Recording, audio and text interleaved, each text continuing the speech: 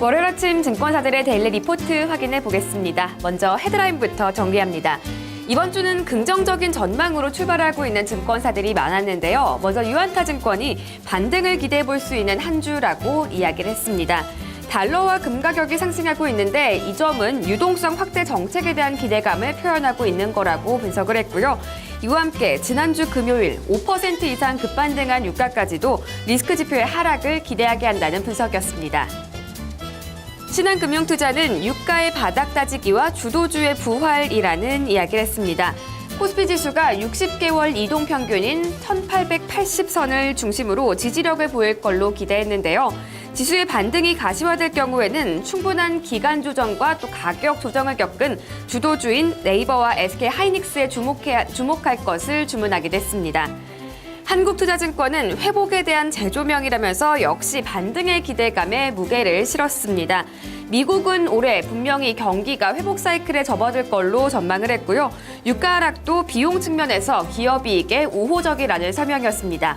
이와 함께 지난주에 나왔던 현대차의 통상임금 판결도 기업에 대한 규제 완화라는 측면에서 증시에는 호재가 될 수 있다고 설명했습니다. NH투자증권입니다. 다소 보수적인 전략을 제시했는데요. 증시의 변동성이 확대하면서 안정적인 포트폴리오를 구축할 필요가 커지고 있다라고 설명했습니다. 주간 관심 업종으로는 수출형 내수주인 화장품과 음식료, 미디어 업종을 제시했고요. 이 밖에도 소프트웨어나 지주회사 등에도 관심 가질 것을 조언했습니다. 다음 리포트들 이어서 확인합니다. 한양증권 역시 다소 보수적이었습니다. 단기 저점 가능성 타진 이상의 분위기 반전은 어려울 거라고 설명을 했습니다. 이어서 대신증권은 스위스발 나비 효과와 정책 모멘텀이라는 이야기를 했는데요. 스위스 충격은 시차를 두고 안정을 찾아갈 걸로 전망했습니다. 이와 함께 중국과 유럽발 정책 모멘텀이 가세를 함에 따라서 이번 주부터는 코스피 지수 반등에 점차 힘이 실릴 걸로 전망했습니다. 하나대투증권은 환율 전쟁을 피하는 방법이라는 이야기를 했습니다.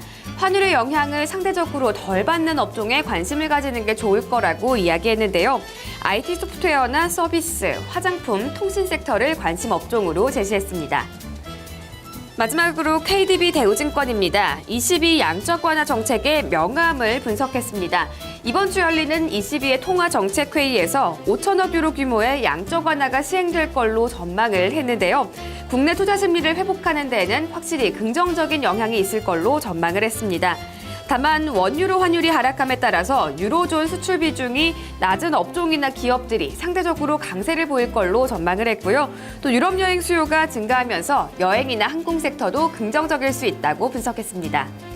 이어서 신규 추천 종목입니다. 신한금융투자가 대륙제관을 새롭게 추천했습니다. 국제 LPG와 석도 강판의 가격이 하락하면서 원재료 비용이 감소하고 수익성이 개선될 걸로 전망을 했습니다. 이와 함께 최근 중국에서도 캠핑 열풍이 불고 있는데요.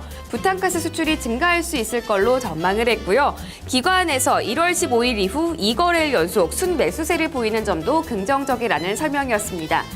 이와 함께 어제 업계 1위 업체이자 선연료로 유명한 태양산업에 19억 원 규모의 화재 피해가 있었는데요. 2위 업체인 대륙제관의 수혜가 예상된다는 분석도 다수 나오고 있습니다. 마지막으로 추천 제외 종목입니다. NH투자증권이 SK하이닉스를 추천 제외한다고 밝혔습니다. 최근 외국인 쪽에서 매물이 많이 나오고 있는데요. 수급이 불안해졌다는 점을 그 이유로 제시했습니다. 지금까지 증권사들의 데일리 리포트 확인해봤습니다.